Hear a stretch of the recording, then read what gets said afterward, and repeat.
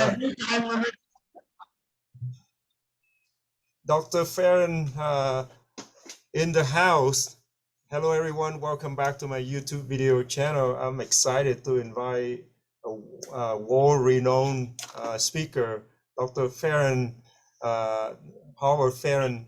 He, many of you guys know, he's an international speaker. He's the international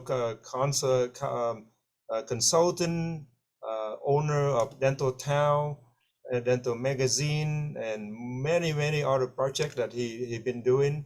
I am blessed to invite him to my channel, and he's going to give us some wisdom for the young generation of dentists who is urgently to learn something from him for this 20-30 minutes conversation. Dr. Farran, thank you for being here. Oh, it's an honor to be on your program, and please just call me Howard. It's an honor to talk to my replacements. As I get old, retire, now it's about your generation, not mine anymore. So it's an honor to be here and transfer any knowledge I can to help your generation. So you are retired already, Dr. Howard? You are retired? I turned 60 this year.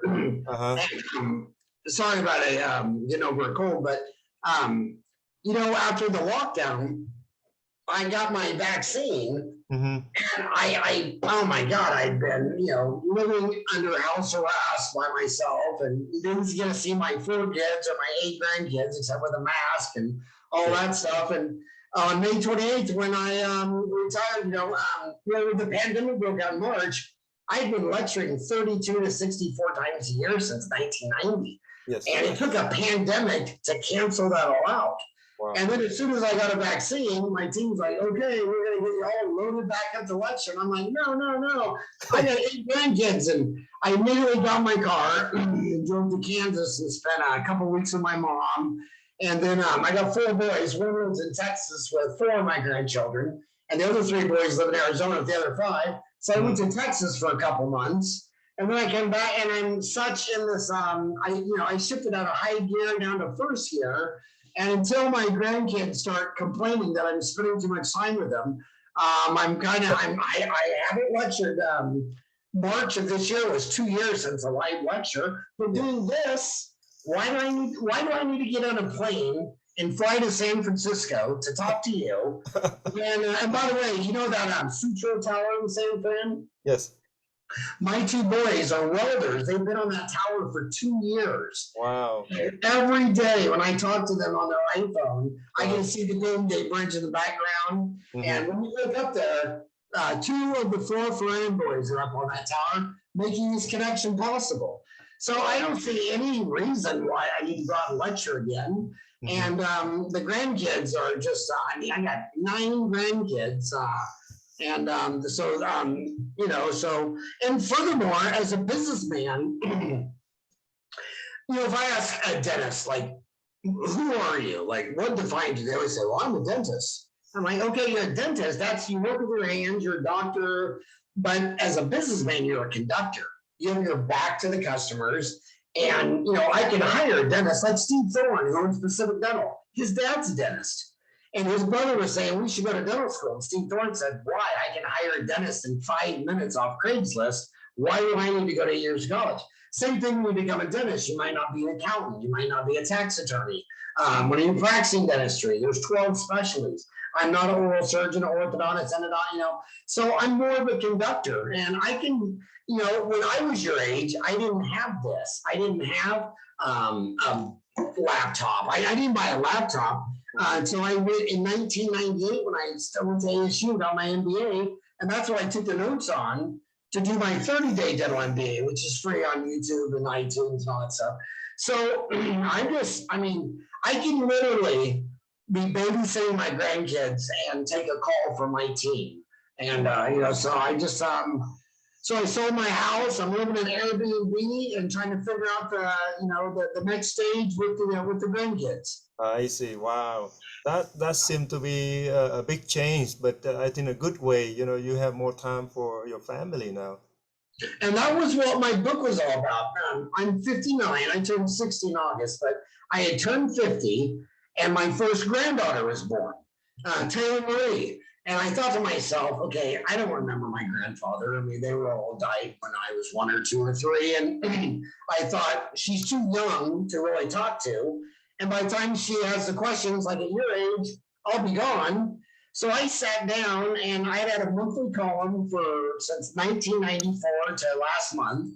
And I printed them out all over my floor. And I thought, okay, I'm 50. I lived half a century.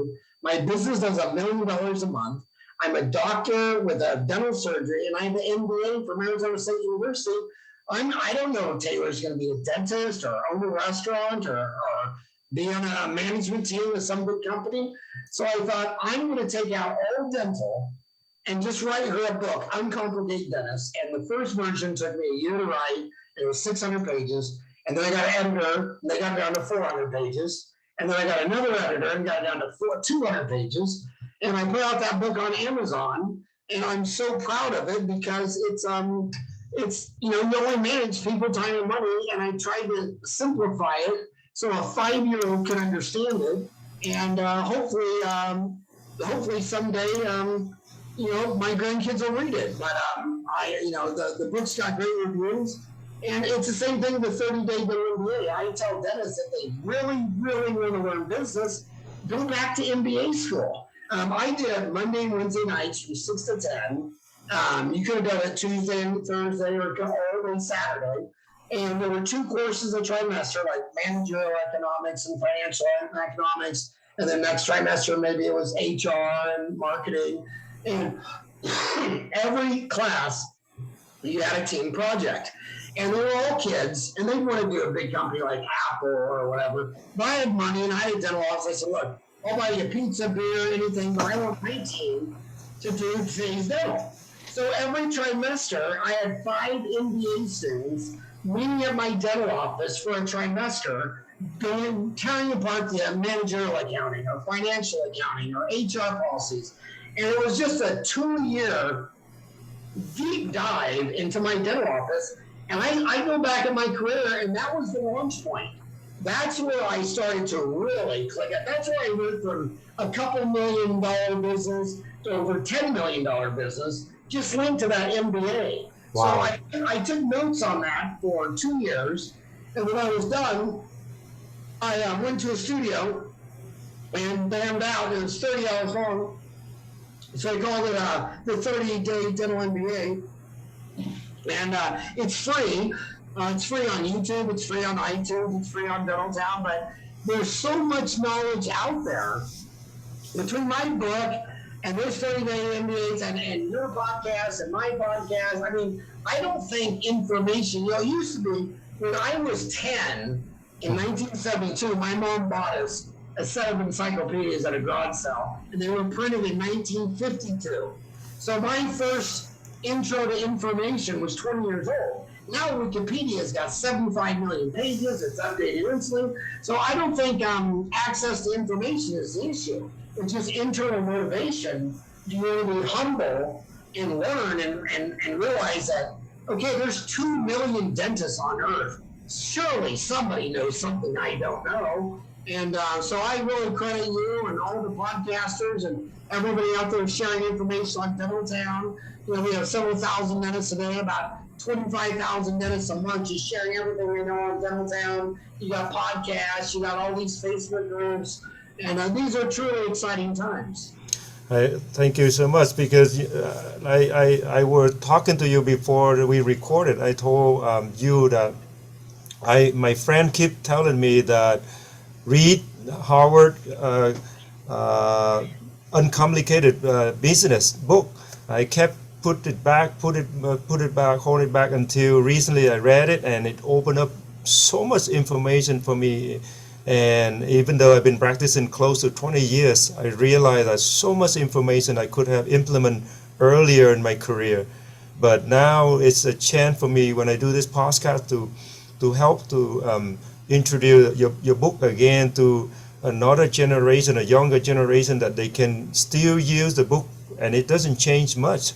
And we're going to talk about some of the little things that it might be helpful for them, but the principle is not changing. Everything that you mentioned is still applicable until now.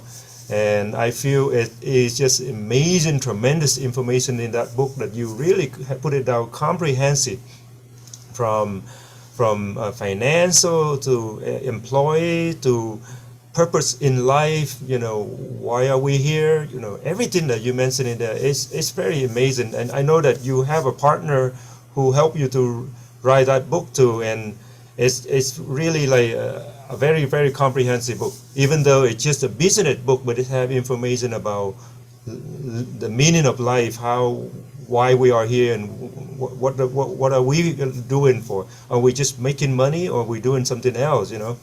So yeah, I mean it's just a lot of information in that book. I encourage everyone who haven't had a chance to read it. The book of Uncomplicated Business Book. Read it, and you guys will see what I was talking about that I missed out for many years. Well, thanks for the kind words. It was really a great work, and I'm really proud of it. And I think it's going to be a timeless book. You always mention about you are a data man. Like in order for you to run the business well, you look at the number and you analyze it. And can you talk a little bit, like being a CEO of the office, most of the dentists, we just go work and we hope for tomorrow is going to be a better day. We don't track we have no tracking record. We have no benchmark. We don't look at it though. We just hope for tomorrow better. And can you elaborate a little bit about that? Yeah, humans are filled with so many biases, and most of them are linked to exactly where you were born and what year. And if you were born in the United States versus Japan or Brazil, or in 1900 versus 18, everything changes. And math kind of cuts through all those biases and blurs. And when I look at dentists, I'll go into a dental office and they're running Dentrix. And I'll say, how many reports does Dentrix run? They have no idea. And then we go to the report generator, and about 88% of all the functions have never even been used. And then they use accounting. They only use financial accounting for not the balance sheet. Your asset balance is equal sign with the asset, the liability you have, the equity you have in it, or P&L, profit loss, which is for the IRS tax collector, or a statement of cash flow. Their accounting advice is all tax related. So what I recommend is when you hire someone at the front desk and they have 10 years of dental experience, they have 10 years of drinking the Kool-Aid, doing everything the same. That's the way we've always done it. So I hired bookkeepers, and a front office person might want $20 an hour if they have experience, whereas an experienced bookkeeper wants like $12 an hour. Well, I can teach a bookkeeper Dentrix and open dental and the dental stuff in like a month. But most people, you can never ever teach accounting. So like you go into a dental office, and they got 2 assistants, and Shirley's in charge of ordering the supplies. And I look at the cost of supplies each month. It's like 4%, 8%, 6%, 3%. I mean, it's crazy. And then you go up front, they don't have any systems. But I hire a bookkeeper and put her in charge of sundries. It's 4% every month. And then I can teach her how to dental assist and make it temporary and all that kind of stuff. Yeah. Same with the front. And then when they've been with you, like the first bookkeeper I ever hired was Lori Zalowski. She's still there 30 years later. She's the president of the company. And I got all these girls, Lori and Stacy and Suzette and Dawn, and that have been with me for 10, 20, 30 years. So I don't have that employee turnover at the top. So I don't have to do anything. And if you can measure it, you can manage it. And we'll measure. And I just ask simple questions. Like if I walked in your office, I could get your CPA down there and your spouse and your partner and your whole office and say, hey, Rock just did a cleaning exam and x-rays. Or your hygienist just did a cleaning exam and x-rays. And I say, did you net $9.12 after taxes? Or did you lose $12? Nobody in that building could tell me. Nobody. So I hired Lori and I gave her that question. I just said, I want to know, I'm signed up for 12 different insurance plans. So, you know, if I make this bottle of water for 50 cents or 90 cents and sell it for $1, I make a dime. So where's my rent for my water? And there it is. If I make this bottle of water for 90 cents and I sell it for a $1, I make 10 cents. So I have a 10-cent profit margin. Well, if it costs me $1 to build, if it costs me $100 to build a factory to build this water, and I do it for $1 and I sell it for the dime, that's your return on asset. But if I raise the price from $1, 10% to $1.10, I raise my price 10%, but I double my profit margin. So I just asked my bookkeeper, Lori, at $12 an hour 30 years ago, I just want to know, I'm not selling a bottle of water for $1. I'm signed up on insurance plans, and I sell it for 12 different prices, and I don't even know my cost. It took her a year to figure it out, but she's been with me. And we changed our systems, and we dropped insurance plans, and we raised prices, and to have that managerial economics from a $12 bookkeeper who now would cost $20 or $25 or whatever, but now is the president of the company making more than any dentist, than most dentists I know. It's just knowing the numbers. So I would get your MBA degree, or at least listen to my 30-day dental MBA, get that book, and I would start, when you have an opening up front or back, I'd start bringing in bookkeepers because, just by circumstance, I was born in Kansas in 1962, and they didn't have a dental school. So I went north to Creighton in Omaha, where they had their own dental school, and had undergraduate preference.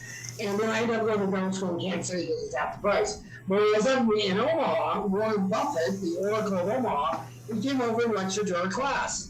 And one of the kids asked him, Creighton was known for business, dentistry, and law, and he said, would you go to medical school or dental school? And he goes, I'd never go into healthcare because there's two rules. Never go into a capital-intensive industry, and never go into where someone else sets your price.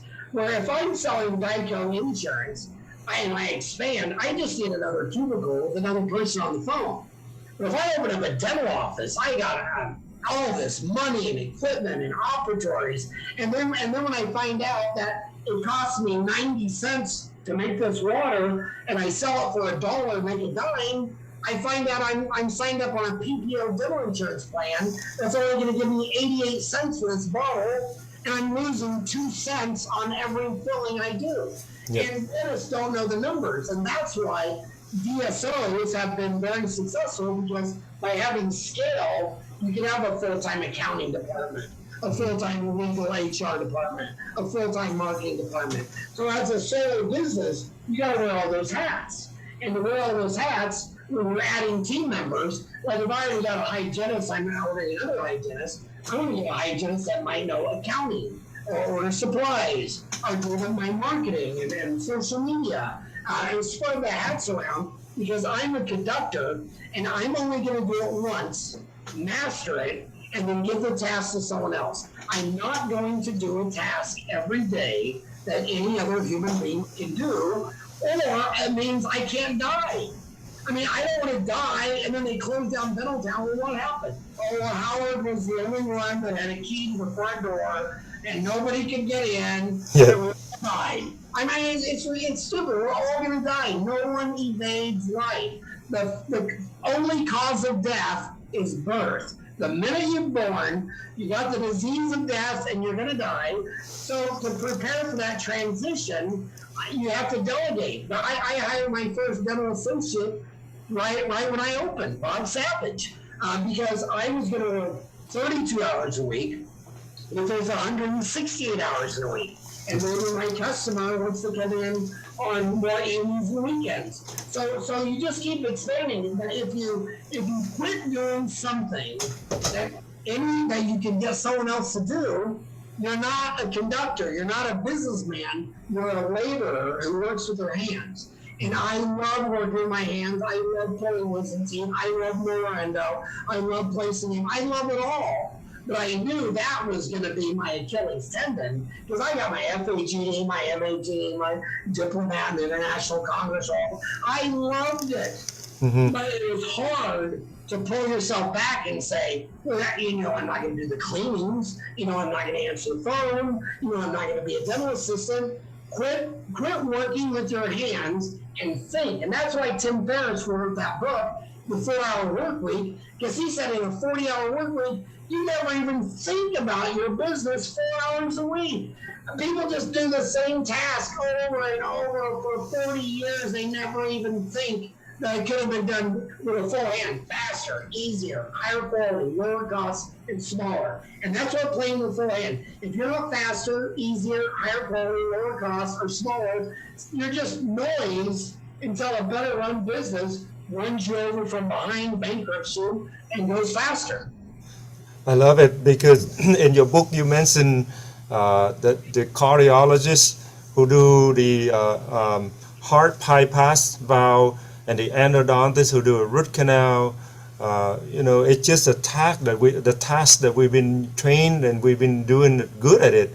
But if we just keep doing it and we don't have the business that how we're gonna use it effectively, then we become just a mechanic, and if we lose sight a lot. And one thing you mentioned in the book was it's very striking me that you mentioned about Martin Luther, who who almost like a game changer in terms of the in the Catholic Church during the 16th century.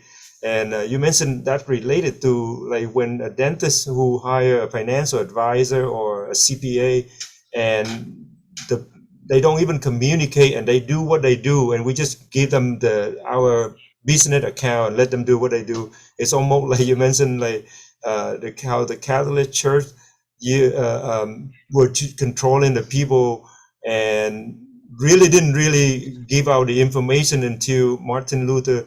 He opened up the expo what they doing practicing wrong. It was very interesting.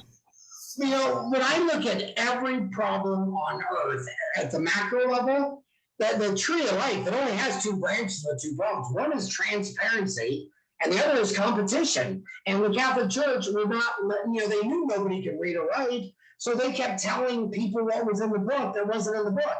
And Martin Luther translated the Bible into German so the common man could read it, and they sent the Knights of Columbus out to kill him. That's how powerful it was. Because like your mom would die, and they'd say, well, if you don't give me 6 pieces of silver, she'll go to hell. So you'd sell everything you have, and it wasn't in there. Look at Snowden. He took a little CD-ROM out of the CIA, and it just almost blew up the place. Imagine if everything the FBI, the CIA was on transparent on Wikipedia. I mean, Oliver Stone did a movie on JFK, and he went back there and he said, JFK was assassinated when I was 1. And they said, will you release the file for my movie so I can study it for the movie? They said no. I mean, he'd been dead 60 years and they still can't make it transparent. So when we look at propaganda, in 1500, I wouldn't believe a thing any church was saying about the Bible, just like I wouldn't believe what the United States is saying any more than I believe what Putin, Ukraine, China, they're all propaganda. And so you need transparency, and in dentistry, that means your accounting, your overhead. When you put that accounting up there and you look at the profit dollars, you have all your employees looking at it. Some employees will look at it and they'll cut costs. They'll say, well, why are we spending $400 a month on a yard service when our yard is only the size of a pool table and has a fountain? I mean, let's get rid of the fountain. Let's put gravel and a cactus and get rid of that cost. Why do we have 3 dentists using 3 different bonding agents? Why do we, so when you just keep driving, because you only have 2 choices. You drive down cost and you increase sales. And some people are really good at increasing sales, better treatment presentation, better marketing, better sales. But I have found that those people are not nearly as good as the ones that cut costs. I'll give you an example. Michael Eisner at Disney. The whole 10 years he was there, their top line sales never grew. It was pretty much fixed at 30 billion. But he could grow earnings at 15% a year by cutting costs. And that's all he did. I mean, he only has a couple of theme parks. He's not really going to put a third one in the United States. He's got one in France and one in Japan. How many blockbuster Frozen movies can you come out with a year? Only like one or two, you know? So it was really cutting costs. And dentists don't even know their costs. I mean, I go in there and you just did a crown. And I say, well, how much you get for it? You say $1,000. And I look at you're signed up for 12 PPOs. That's your fee, but you're signed up. 96% of dentists are on the Delta PPO. So now it's downgraded to 650. When I get out of school, I submitted the fee to Delta, and they just said, I'll pay 100% clean exam and x-ray, 80% root canal filling, 50% crown bridge and removable. Now, and my number one cost was labor, lab supplies. Now my number one cost is adjusted fee production, where I charge $1,000 for a crown, but now it's lower to $650. So $350 of cost was the fee adjustment. I mean, so you have to know your cost. And then I asked the dentist, well, what part of your practice do you want to build the most? Oh, I hate insurance. I want to do fee for service. Yeah, but if someone comes up for fee for service, you offer them $1,000.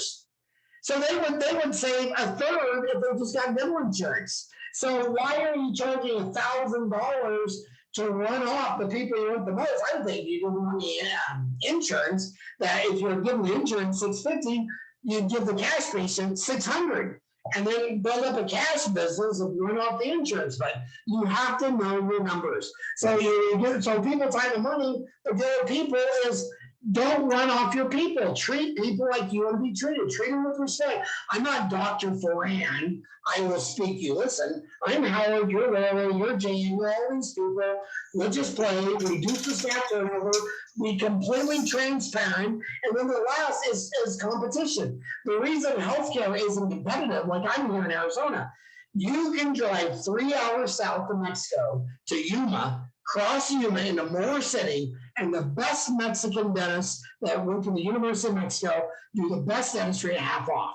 Now, if that guy comes up to Arizona, to Guadalupe, with 15,000 Mexicans across the street from my office and sets up shop, the Arizona State Board of Dental Examiners will have them arrested, kidnapped, put in a cage, prison time, deported. So America, this freedom, build a wall. I mean, it's a joke. Dentistry does not face international competition. When I was a kid, GM sold 50% of the cars in the United States because after World War II, it was illegal to buy imports from Germany or Japan. When they got rid of that law, my mom's brother, Chick, was so mad because he was in World War II and he was in Okinawa and he was so mad. But the quality of the cars skyrocketed. GM went from 50% market share to 15%. Now there's 11 players, and you can get faster cars, higher quality, lower cost, small. Everything's better with competition. So you need competition, and you need transparency. And dentistry will not allow competition. I mean, if we opened up Ellis Island tomorrow, probably 10,000 dentists from India would move here tomorrow to every small town and open up a dental office and probably do fillings for $20 a piece. Right. So dentists who say they make a lot of money because they're smart, no, they've done a deal with the mob. They got the government who can enforce it with police and military, and it's all written up by the legal community, the million lawyers who make up the whole government, and everything of every government is just a racket. And right now, the dental racket's good because if you come in from Mexico or India, you'll be arrested and thrown in a cage, just like Jesus would have not done it. You know, so it's a racket. Enjoy your racket, but if there was ever competition, and it's always done to protect you. Like, oh, we can't let the Mexican dentist who only treats Americans that look like me that drove 3 hours from Phoenix for half the price because we're trying to protect you. And they always say that, but in their protection, it means they're going to run the racket, they're going to make money, they got 3 million government employees, and people can't afford basic things like saving their teeth. So I'm a libertarian under the Milton Friedman. Free to Choose was what I read in 1980, and it shocked me that I was living in a country that talked about freedom. There's no freedom. I mean, what, I get to pick between a Republican and a Democrat, a donkey and an elephant? That's not freedom. I don't have freedom to choose my dentist. I can only choose the dentist that my government has selected by the board licensing the school and the doctor to give a license. I'm not free to vote for you to be the president. I'm only free to vote for one of two choices, the donkey or the Republican. So, I like hardcore economics. So that's why I like lecturing around the world to 50 countries where I can see the business of dentistry, what it looks like without all these regulations. Yes. Howard, what do you think about the future of the insurance, dental insurance, and how the new generation of dentists should be adapted? What should we do in order to catch up with the type of fees that reducing from like Delta Dental you mentioned? Like, is there some way that the younger generation of dentists who just came out have a lot of student loan and they need to figure out how to, to run their business? Would you give them some advice what to do? Yeah, I would say that my gosh, that if I got the name of every American who made $50 million a year last year or more to the IRS, they're all in insurance, banking, and financing. So when you go to the profit zone, you don't look at sales revenue, you look at profit dollars. Like, let's say auto. Most people think all the money was made in GM, Chrysler, Ford, Honda, Toyota, Volkswagen, Tesla. Yeah, revenue, but not profit dollars. There's more profit dollars in automotive parts than in manufacturing the car. But you always find the most money of every industry in the insurance, banking, and financing. Not them making the car and fixing the tooth. It's selling the insurance. Like Delta, Blue Cross Blue Shield, and they're all nonprofits, which is just more of a government racket bullshit to make all their numbers not opaque, to make it all non-transparent, all opaque. And then the 1 million lawyers have completely ruined America. It's just a mob government racket. But that's the insurance or financing with care credit. There's more money in care credit. I go to Care Credit with Heartland Dental. There's more money in financing Heartland Dental's dental because I don't have to do any of the Heartland's dental. I just finance it. I just insure it. I'm banking. So that's always the most money. But I'd say the market, if you want to be, we already saw what happened during the pandemic. I had so many friends where the government closes down for 2 months. They didn't shut down the big guys. They didn't shut down Amazon or the grocery store or any of the big players. Like a small restaurant, they shut down. But they let Costco stay open and all. And so it's so crazy. And the bottom line is they have an emergency. So they would go down there with their assistant and they'd say, okay, look, we're in a pandemic. We're going to go in there. We're going to do everything. They take the x-ray, check toothache. We do a root canal, bone crown. They do the CERA crown. And they just charge you $2,500. And then they just come home and call me and goes, Howard, I was down there for 3 hours. I paid my assistant $20 an hour. That was $60. I tipped her $100.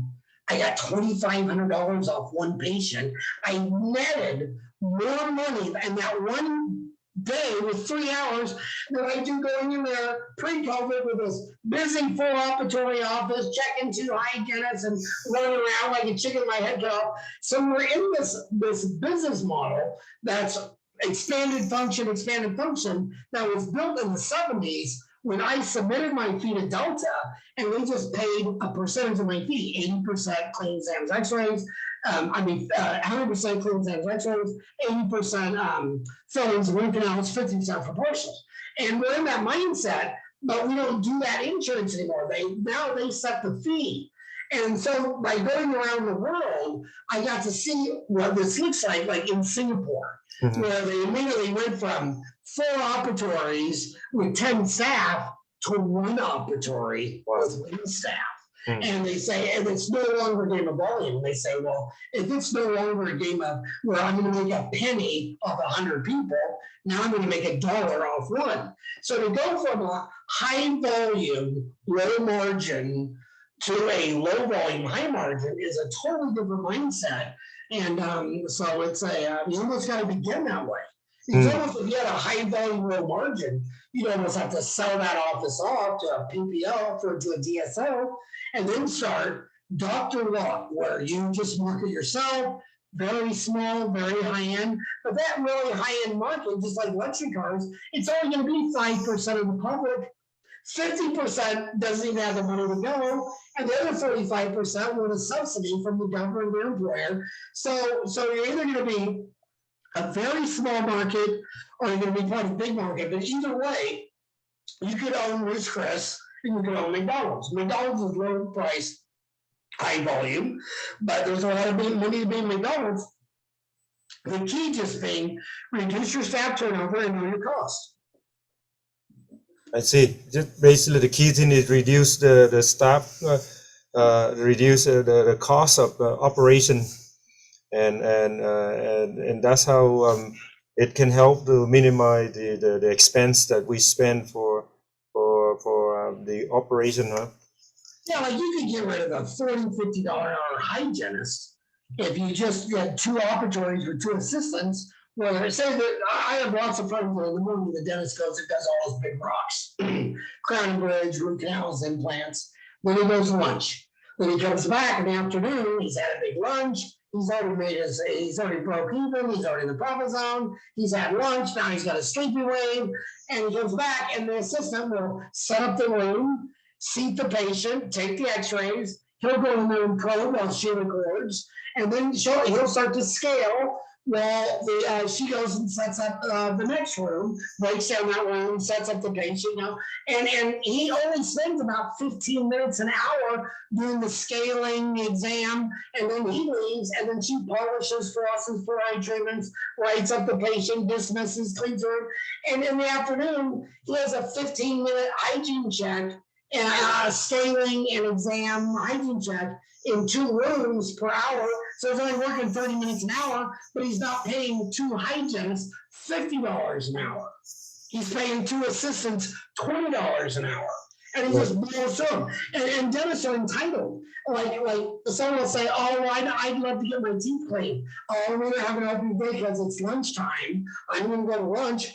Damn, why don't you just scale on my door and miss your lunch? Like a fireman doesn't get to go to lunch when there's a fire. Right. I'm going to go to lunch when they're chasing a bad guy. So when I walk into a dental office, 4 out of every 5 times I walk into any dental office on earth in any country around the world, 50 of them I've lectured at, the dentist is always at his private office on Facebook or the internet. They're never working. They're the last ones to come to the office. They're entitled to a lunch, and they leave at 5 o'clock. And the only hungry ones is if they got a stay-home mama with a couple of kids. And then they'll get to work early. They'll work through lunch. If it's the end of the day, they got a toothache, they'll stay late. So if the dentist is young and hungry, they'll work hard. But if their dad paid for this college, they have no student loans, and they have no debt, and they're an associate, and you say, hey, at the end of the day, can I put a toothache in there? They're like, oh man, I just found a date on Tinder, and I'm already meeting her at the bar at 5 o'clock, and look how pretty she is. I mean, so I'd say you gotta have skin in the game. And the best dentists who are the most motivated are in their office. So the DSOs kind of sucks, because they get all the leftovers. They get all the people who want to join the Army, Navy, Air Force, public health.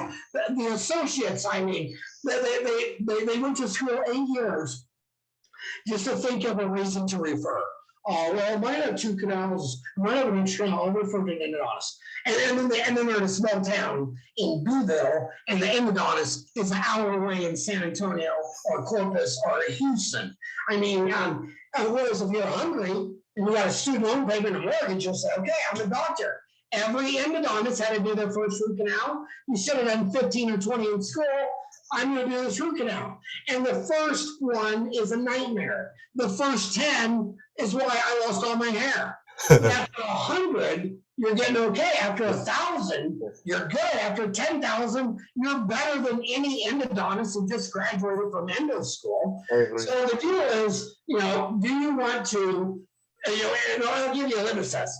When they got a toothache, and that tooth is unsalvageable, if you can't extract it and put in a single implant, or do a root canal bone crown, then you're going to be doing clean exams, fillings, and you're never going to make any money, and you're on a treadmill. Why can't you extract a tooth and place a single implant? And why does the CDA, every implant course, is an all-on-4? Jiminy Christmas, an all-on-4? That means I know the driver's ed, but only training for a Formula One race car. I mean, I'm not going to do the Indy 500. I just need to drive a car. And that's a single implant, extract a tooth, single implant, molar canal. If you can do those two procedures, you can work for yourself and make several $100,000 a year very easily in America. I agree. So basically, take advanced class, go to the continuing education course, or do the GPR or AAGD. You would or taking more education, right? And that's how the dentist can sustain the office and bring more revenue. Absolutely. I have a question for you. Do you see that the private sector, like the solo practice and DSO, would that be a trend that in the future we're gonna go more toward DSO, or you think the private still is a good way of doing dentistry? Well, private has been going for 2 centuries, and it's not going anywhere. The DSOs, you gotta remember, I was born in 62. I graduated in 1980 when Paul Volcker, the New York Fed, went to the Federal Reserve, raised interest rates to 20.5%. Inflation was a double digit. I graduated middle school in 87, right before Black Monday. Then there was Y2K, Wipeout. There was Lehman Brothers. And I look at the DSOs, and I got 47,000 followers on LinkedIn. And I always have these Wall Street guys sending me these questions and these numbers. They're saying, this doesn't make sense. And all I can say is the DSOs are massively highly leveraged.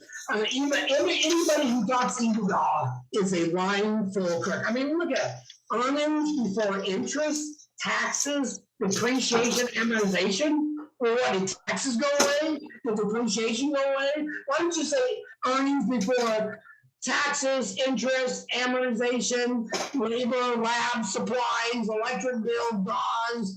I mean, it's just so stupid. And I also have seen some major DSOs in my backyard that, a private equity or venture capital starts, and then after 5 years they flip them. But the people buying them aren't putting any money in. It's 100% financing. They're buying the DSO for $1 plus all the cost and all the paperwork. And so during the next economic contraction, you get to see you swimming without any underwear on. And I guarantee you, when that pandemic broke out, you should have seen, there were some CEOs like Rick Workman who they were totally relaxed. You could tell he was totally cashed out fine. He sold out to KKR. He was good. But there were other highly leveraged DSOs completely shitting their pants. So we'll get a good shakeout in agriculture as well as selective pruning. Is that my noise or yours? It's okay. But in agriculture, they'll plant 3 trees just because one dies and one's good. They'll select and prune. And during this next economic contraction, the business cycle always happens. It doesn't mean you're doom and gloom or predicting the earth is coming in. It's just business cycle. Joseph Schumpeter got a Nobel Prize in economics when he wrote the business cycle. And there's a business cycle because crazy monkeys like you and me are the one making all the business decisions. And after 7 to 10 to 15 years, we find out a lot of these decisions weren't very good. And so the next shakeout, it would not surprise me if half the DSOs did not survive. I see. Howard, thank you so much for a lot of insight, information, and sharing. There's a few things I want to ask you. One is you have done tremendous contribution to dentistry and around the world. There's so much you have contributed for many years for this. And in your book, you mentioned something about Mother Teresa said something about how we want to live and leave the impact for the society. It's beautiful. You mentioned about the quote that she mentioned, like in the end, it's not what we do for how many degree we have, how much contribution, how good we do, but she mentioned about a couple of verses in the Bible. That's actually interesting to me. How did you conclude that with that kind of picture in the end? What do you see yourself, like, what people want to how you want people to remember you? I mean, you done that, people remember you, but you have something to say about, like, your legacy that you have for future generation, and how you motivate them, because a lot of dentists, they read the book, but then they don't implement. Some of you mentioned that you have to have motivation, you have to have a core value, the core purpose to do what you want to do, a passion in order to be successful. Can you touch on a little bit about that? Yeah, my two older sisters became nuns straight out of high school. And my mom wanted me to be the first American Pope. That was her entire dream. And the dream was on schedule until I met this blonde girl named Jane. And she kind of derailed the whole plan in high school. And the bottom line is, Mother Teresa said, you can't help everyone, but can you help one? Just like, like a homeless guy. 2 days ago, I walked into Circle K, and there was a homeless person there. And I said, well, what do you need? Because if you give money, they might just buy beer and vodka. And she says, well, I'm trying to get on food stamps, but I don't know where it is. So I took my iPhone, I Googled food stamps, and it was literally 6 blocks up the street. I said, jump in the car, and let's go. And we drove down there, and it took me about an hour and a half, but we got Monica on food stamps. And, and other times I said, what do you need? And they'll say, well, I'm hungry. I said, well, what are you hungry for? And a lot of times they say McDonald's. I said, okay, well, let me go in there. I'm going to buy this.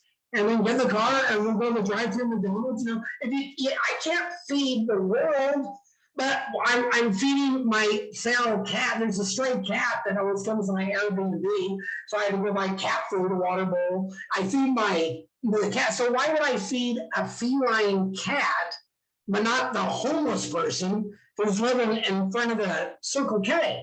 And the same thing with patients. I mean, I know a lot of dentists who quit their DSO because they were poor and they had to extract a tooth, but he thought since it was numb, I'm going to pull the 3 of them because they're all infected, and the DSO wouldn't let him do that. And they thought, I did it for free. I'm just getting paid for one. And they quit their DSO because they weren't allowed to do that. So the litmus test is so easy. Just treat other people like you want to be treated. If I was homeless and I was standing out in front of Circle K and all I wanted was food stamps and you came in to buy gum and I don't have a cell phone, I mean, you could change my world. And the same thing with emergencies, about that transparency. Whenever I met a patient, I pull up my phone, and then on my Apple, I pull up my V card, which is now my stuff filled out, and then I share contact. I hand you the phone. I say, type in your cell phone number, and you type in your cell phone number, and I send you my V card, and then you just open and save it. I said, now look, you have my home phone number, you have my email, you have my website, you have my work address, my home address. You have everything about me. If you ever need me, I'm transparent. You got me. And usually those late night emergencies or on Thanksgiving or Christmas, they're so mortified because they got all their family and their crown fell off, or they broke their denture, but they called you, and I tell my boys, we got an emergency, and they run for the car, because the baby would get the front door, and the Eric would get the napkin, and we go in there, we treat them, we never charge them, because I didn't want to turn on the computer and do all that shit. I don't even know how, I was interested. Customer for life, love you forever. I mean, that's how I would want to be treated. Transparency, checks and balances from competition. Yes. And you just treat other people like you want to be treated with transparency and checks and balance. Life's beautiful. You mentioned one of the thing that you love is to break the cycle of your working during the time when you work, where you did volunteer, missionary work in Mexico, and you said that really give you professional and spiritual reward, and you encourage all of dentists to break the cycle, volunteer, do the work, and see the joy that they have come out from those volunteer work. I think that was the most spiritual awakening I had. I had already been in my office for 4 years. I already had 4 boys. I had all these first world rich problems. And then a friend of mine invited me on a charity mission trip down in Mexico. And there were 5,000 Chiapan Indians with no running water, no electricity, no sewage, and they were all happy. And 4 Americans on the way down there were talking about how we need to get a fellowship and expand our repertoire, and we need to learn this and learn that. And then we went down there, and it's just like everybody's just giggling and playing. And I also noticed when I lectured, there's nobody happy in the United States, Germany, Japan, Korea. Hell, Korea. Everybody's so intense. And then we go to Nepal, and everybody's just laughing. And I call it the giggle factor. I go, as the GDP goes down, everybody's out. Like in America, you're all stressed out trying to buy a jersey of, Peyton Manning or Tom Brady. And then in Brazil, if you wanted the jersey number 12, they just pick up a piece of charcoal and draw 12 right on their chest. And write Pele right on their back. They would get 1 Coke, and 5 boys on the soccer team would all split it and giggle and laugh. And you realize that sometimes we lose sight of the day-to-day living in the journey. We're so ready to sacrifice the day for happiness down the road that we lose our happiness, we lose our giggle, we lose our fun. When I lectured, I never wore a suit and tie because I didn't want to be part of the bubble. It reminds me, I think one of the greatest observations ever is when, I